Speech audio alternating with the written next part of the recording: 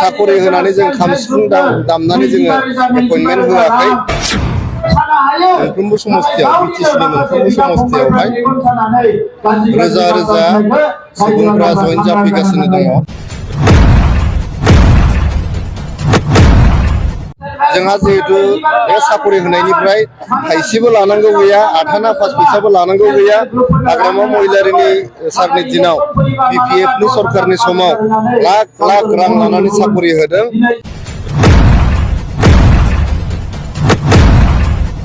Video क्लिप्सखौथ' नुखाबाय नोंथांमोना आरो गोबां ससेब्लाबो सावरायनो थांगासिनो दं। Hello' everyone, one second welcome back to the channel. दिनैनि गोदान भिडिअआव नोंथांमोन बयखौबो गोसो गोथारै बरायदों।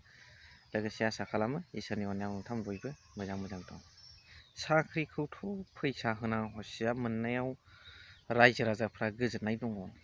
खारन जायफोरा केपासिटि गैया बिथांमोनाबो मोननांगोन साख्रिखौ, फैसानि केपासिटि गैयैफ्राबो बेफोर मोजां बाथ्रा। नाथाय सिङाव सैथोआ बेसेबां, खोथाया बेसो। आरो थारैनो बिपिएफनि दैदेनगिरिफ्रा लाख लाख थाखाखौ साख्रि सोनायाव जामारदों नामा, बेनि प्रमानखौ बिथांमोना रायजोनो होनांगौ। आरो जों रायजो राजाफ्राबो बिपिएफनि दैदेनगिरिफोरनि खुगानिफ्राय खोनासंनो लुबैदों। आरो इउपिपिएलनि दैदेनगिरि राजु नार्जारि सार बिथाङाबो फोरमानखौ रायजो राजानो होबानो जाबाय। बिथांमोना তেখেত সকলে বিপিএফে চাকরির নামত ঘুষ টকা লৈছে, এইটো প্রমাণ করে দিলে আমার রাইজ সকলে জনসাধারণ পাবলিকে কনফিউজটো दूर হয়ে যাব। दा बेजों लोगोसे जोंनि मानगोनां बिटिसिनि सेन्ट्रेल कमिटिनि गोग्गोम दैदेनगिरि बेल्लाव केकारजि बिथां साराहाय माखासे समाव बिपिएफखौ नांला होनो, माने लोब लोब फैनारगासिनो दं बिपिएफनाबो। बिथांमोना इउपिपिएलाहाय बिजेपिजों सावरायलायनानैहाय बुंदों जाहैबाय, दा सिटबो गैला एमसिएलए इएमजिएमनि, दा बेखायनो बिथांमोनखौ लाथ'ला होननानै बुंदों जाहैबाय। बेराफारसेथिं रायजो राजाफोरखौ लोब लोब हांख्रायदों। आरो बिथाङा बुंदों बिपिएफखौ मोनसे सान हाबसे पार्टि, बेवहाय गोदो एसेबां एमसिएलए दंमोन, एसेबांसिम एमएलए दंमोन, दा साथामल'सै, एमसिएलएबाबो 11 जनल'सै, देरहानायाबो 17थाल' देरहादों, सिगाङाव 39था देरहादोंमोन। बेबायदि खोथा बुंदों, सान हाबहांजों रुजुदों, माने जोबनोसै। आङो बुंनो लुबैयो रिजनेल पलिटिकेल पार्टिया मालाबाबो जोबनो नाङा, बियो थाबाय थानांगौ। आरो बिथाङा रिजनेल पलिटिकेल पार्टिया मानि थाखाय फर्म जायो? Regional political party is firm to observe the regional grievances of regional people. दा बियो these are not national party, UPPL and BPF. These are only the regional party to observe the living style of regional people. बेवहाय regional political पार्टिया national लेभेलनि मानसिफोरखौ नायनांगौ गैया। बिटिसिआव सोरजिनाय मोनसे राजनितिक दला बिटिसिआव थानाय जनसाधारन खना खनला जायगानि सुबुंफोरखौ डेभेलप खालामनांगौ, नायनांगौ, बेंनांगौ, बिथांमोननि गांनाय उखैनायखौ सुफुंनांगौ। दिल्ली मुम्बाइनिखौ सुफुंहरनांगौनि खोथा गैया।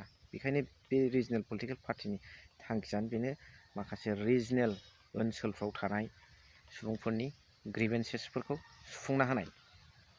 दा बेखौ जोबजानायखौ लुबैया। मालाबा बुङो बिथाङा अपोजिशन पार्टिया अपोजिशननि रलखौ लानांगौ, होमब्लासो रुलिं पार्टिया मोजां मोनो खामानि मावनो होनो। Sometimes he says opposition party is must in democracy. opposition party opposition role লৈ পেলাই কাম কৰিব লাগে, তেতিয়াহ'লেহে रुलिं पार्टीহে খুব ইন্টারেস্ট পায় কাম কৰাৰ ক্ষেত্ৰত। बिथाङा मालाबा बिदि बुङो। दा साननांगौ बाथ्राया बे, जाय बुस्थुखौ जोंनो रिजनेल पार्टिखौ जेनलाय देरहानायनि खोथाखौ आं बुङाखै, बे थाखायो, बे मोनसे नेचारेल ल'खा। आं जेब्लाबो देरहाबाय थागोन, आं जेब्लाबो जेनबाय थागोन बे नङा। बेनिफ्राय जोंनो नांगौआसो अपोजिसन पार्टियानो जा रुलिं पार्टियानो जा जोंनो रिजनेल पलिटिकेल पार्टिखौ नांगौ, जोंनो नेसनेल पार्टिनि गोनांथि गैया बेवहाय। दा बेजों लोगोसे प्रमद बर' बिथां सारा माखासे खोथा बुंदों। 17 बोसोराव BPFआ जिबादि ससाइटिनि सायाव खामानि मावनांगौ, ससाइटिनि लिभिं स्टेन्डार्डखौ सोलायनांगौमोन, ससाइटियाव थानाय सुबुंफोरनि माखासे कन्डिसनखौ जाबादि गोजौसिम दैखोलांनांगौमोन, स्टेन्डार्ड लेभेलसिम दैखोलांनांगौमोन, बे रोखोम खामानिखौ मावनो रोङाखै बिथाङा जौ जुवा माखासे खेला दुला होनायावनो बे ससाइटिखौ दंस' खालामदों। दिनैनि समाव बेखायनो UPPLखौ मोजां मोननानै लोब लोब सुबुंफ्रा फैदों होनना बुंदों। दा आंनि प्रश्नआ बेल', गभर्नमेन्ट जाय सालायगासिनो दं, बे गभर्नमेन्ट सालायनाया फैसाबो दङ, पावारबो दं, नाथाय माखासे जनसाधारन सुबुंफोरखौथ' आं बुंला, बाद होदो। लिडारफोर माखासे मावथि बिथांमोन माखासे UPPLनि बिथांमोना फैसा आरो पावार गोनां दलखौ नागारनानै दिनै मानो BPFआव लोब लोब हाबफैदों? ओरैनो जुदानिफ्राय हाबलानाय नों आं साधारन जानाय सुबुंफ्रा जयेन जानायखौ आं बुङाखै। पावार गोनां फैसा गोनां दलखौ गारनानै मानो हाबफैखो? बेल' आंनि प्रश्नआ। बेनिफ्राय नैबे भिडिअ क्लिप्सखौ ससे नायदो। थांनाय 19 बोसोराव BPF दोलोआ BTC ओनसोलखौ एबा BTR ओनसोलाव जेरैबायदि बिथांमोना सासन होनांगौमोन, जेरैबायदि रायजो राजाफोरखौ अननांगौमोन, रायजो राजाफोरनि खामानि मावनांगौमोन, बेफोरखौ मावनो हायैनि थाखाय बिथांमोना थगायनाय, सिगिनाय बायदिसिना आदबजोंसो राजखान्थि खालामनायनि थाखाय रायजो राजाफ्रा दुखु मोनदों आरो बिनिखायनो UPPL सरकारखौ बिथांमोना लाबोदोंमोन। आरो दिनै UPPL सरकार फैनायनि उनाव बड'लेण्ड ओनसोलाव जे गोजोन फैबाय, मोजां थासारि फैबाय, बयबो मोजाङै रायजो जानो हानाय जाबाय आरो जौगानायनि हाबाफारिफ्राबो रायजो राजाफ्रा लुबैनाय बायदियैनो जाहांबाय। बेफोरखौ नुनानै दिनै BPFनि जिफोर मानसिफोर बिसोरो लोब लोब UPPL हान्जायाव हाबफैदों आरो मोनफ्रोमबो UPPLनि सुबुं गौमायाव रोजा रोजा BPFनि मानसिफ्रा फैनानै जोंनियाव हाबफैदों। जों बिथांमोनखौ बरायदों। मानो बिथां खाम्फा बरग'यारिया मा बेसिसाव बुंदों बेखौ मिथिया, नाथाय बिथांमोननि मानसिफ्राबो जोंजों रायज्लायगासिनो दङ। अलरेडि बिथांमोननि माखासे MCLA अलरेडि BJPआव हाबहैबाय, जोंनियावबो हाबफैबाय आरो माखासे बिथांमोननियाबो लाइन लानानै दङ। नाथाय बाथ्राया जाबाय मा, मानसि बोलाय लांलाय बेजों मा जानो? गुबैया जाहैबाय मा, रायजो राजानि थाखाय नों मा मावनो हानो? 19 बोसोर बिथांमोना पावाराव दङमोन, बेसेबां खामानि मावनो हाखो रायजोफोरनो, बेसेबां मोजां थासारि दानानै होनो हालांखो, बेसेबां सुबुं धोन सोरजिनानै गोलांनो हाखो, बेसो गुबै बाथ्रा। दा नंखायनो BPFनि खोथा बुंनायजों रायजो राजाफ्रा दिनै रावबो गिदिङा।